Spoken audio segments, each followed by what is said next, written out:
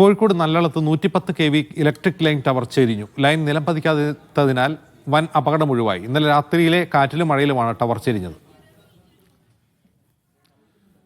ഷംസീർ വിവരങ്ങളുമായി ചേരുന്നു. ഷംസീർ, എന്താണ് ഉണ്ടായത്?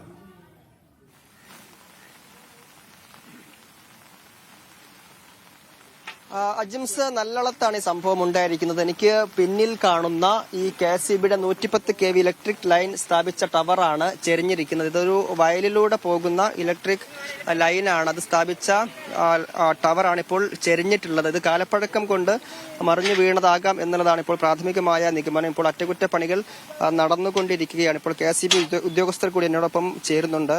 KSEB എക്സിക്യൂട്ടീവ് എഞ്ചിനീയറാണ് അല്ലേ? ഇതെന്താണ് സംഭവിച്ചതെന്നാണ് മനസ്സിലാക്കുന്നത്? ഇതില് സ്വാഭാവികമായിട്ട് ഇത് വെള്ളത്തിലാണ് നിൽക്കുന്നത്. അപ്പൊ അത് കുറെ കാലമായിട്ട് ഏകദേശം 10, 60, 70 ആ കാലഘട്ടങ്ങളിൽ നിർമ്മിച്ച ടവറാണ്. അപ്പൊ സ്വാഭാവികമായിട്ട് അതിന്റെ കലപ്പഴക്കം കാലിൽ ഇതൊക്കെ ഉണ്ടായിരിക്കുക. പക്ഷെ ഇന്നലെ നമ്മൾ അപ്രതീക്ഷിതമായിട്ട് ഭയങ്കര കാറ്റും മഴയും വന്നതിന്റെ ഫലമായിട്ടാണ് ഇത് ചെരിഞ്ഞിട്ടുള്ളത്.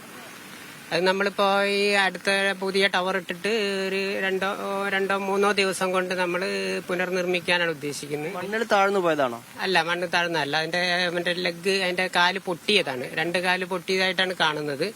കാറ്റിന്റെ ശക്തി കൊണ്ടാണ് അത് പൊട്ടിയത്. കാറ്റിന്റെ ശക്തി കൊണ്ടും കാലപ്പഴക്കം കൊണ്ടാണ് അത് പൊട്ടിയിട്ടുള്ളത്. അപ്പൊ അത് അതിന്റെ നിയറസ്റ്റ് 2 ടവറിനും കൂടി ഡാമേജ് വന്നിട്ടുണ്ട്. അപ്പൊ അതും നമ്മൾ ഇതിന്റെ ഭാഗമായിട്ട് 3 ടവറുകൾ നമ്മൾ കക്കയത്ത് നിന്ന് വൈദ്യുതി ഈ നല്ലോണം ഡീസൽ പ്ലാന്റിലേക്ക് എത്തിക്കുന്ന ടവറാണോ അത്? അല്ല, ഇത് കക്കയത്ത് എന്ന് പറഞ്ഞാൽ 110 kV ലൈൻ ഉണ്ട്. 2 ലൈനാണ് ഇങ്ങോട്ട് വരുന്നത്.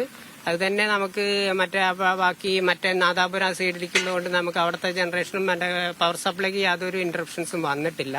നമ്മളിവിടെ അവിടെ ഡിമാൻഡിനനുസരിച്ചിട്ടാണ് കക്കയം ജനറേറ്റ് സ്റ്റേഷൻ ഈ സമയങ്ങളിൽ ഇടല്. അപകടം നടന്ന സമയത്ത് തന്നെ വൈദ്യുതി വിച്ഛേദിക്കാൻ പറ്റും. വൈദ്യുതി അത് ഓട്ടോമാറ്റിക് കട്ട് ഓഫ് സിസ്റ്റം നമുക്കുണ്ട്. അപ്പൊ നമ്മളിത് ചരിഞ്ഞപ്പോ തന്നെ ഒരു ലൈൻ ആൾറെഡി ട്രിപ്പ് ആയിരുന്നു. മറ്റേ ലൈൻ നമ്മൾ ഓഫ് ചെയ്തു. നല്ലോണം മേഖലയിലെ വൈദ്യുതി വിതരണത്തെ ഇത് ബാധിക്കുമോ? ഇല്ല, നല്ലോണം മേഖല ബാധിക്കാതിരിക്കാൻ നമ്മൾ ജനറേഷൻ കക്കയത്ത് കൂട്ടിയിട്ട് നമ്മൾ സപ്പോർട്ട് ചെയ്തിട്ടുണ്ട്. അതുകൊണ്ട് നമ്മൾ ഇത് കാരണം നമുക്ക് വൈദ്യുതി തടസ്സമൊന്നും ഉണ്ടായിട്ടില്ല. എത്ര സമയം കൊണ്ട് ഈ ലൈനിലെ വൈദ്യുതി പുനഃസ്ഥാപിക്കാൻ സാധിക്കും? 2-3 ദിവസം കൊണ്ട് നമ്മൾ സ്ഥാപിക്കാൻ പറ്റുന്നതാണ്. ഇപ്പോഴത്തെ കാലാവസ്ഥ അറിയില്ല. മറ്റേ അടുത്ത ടവർ നിൽക്കുന്ന വളരെ വെള്ളത്തിലാണ്. ഇവിടെയും ഒന്നുണ്ട്. അപ്പൊ 3 ടവറും നമുക്ക് മാറ്റേണ്ടതുണ്ട്. ഏതായാലും നമ്മൾ ക്രിട്ടിക്കലാണെങ്കിൽ നമ്മൾ 2 ടവറുകൾ മാറ്റിയിട്ട് പെട്ടെന്ന് പുനഃസ്ഥാപിക്കും. ക്രിട്ടിക്കലാണെങ്കിൽ വളരെ ഡിമാൻഡ് കൂടുന്ന സമയമാണെങ്കിൽ നമ്മൾ പെട്ടെന്ന് തന്നെ ചെയ്യും. അല്ലാച്ചാലും ഞങ്ങൾ 3 ദിവസം കൊണ്ട് പ്ലാൻ ചെയ്യുകയാണ്. ഇത് മാറ്റാനുള്ള ഇതാ ചെയ്യുന്നത്. തീർച്ചയായും ആ നിരക്കുള്ള പ്രവൃത്തി നടക്കുന്നു. ഒപ്പം തന്നെ ഈ കൂടുതൽ അപകടങ്ങൾ ഇല്ലാതിരിക്കാൻ വേണ്ടി ടവറുകളൊക്കെ കോൺക്രീറ്റ് ബീമുകൾക്ക് മുകളിലേക്ക് മാറ്റുന്ന പ്രവൃത്തി നേരത്തെ തന്നെ ഇവിടെ തുടങ്ങിയിട്ടുണ്ട്. അങ്ങനെ മാറ്റാനിരുന്ന ടവർ കൂടിയാണ് ഇപ്പോൾ മറിഞ്ഞിട്ടുള്ളത്. ഇപ്പോൾ അറ്റകുറ്റപ്പണികൾ തുടർന്നുകൊണ്ടിരിക്കുകയാണ്. അജിൻസ്. ശരി ഷംസീർ.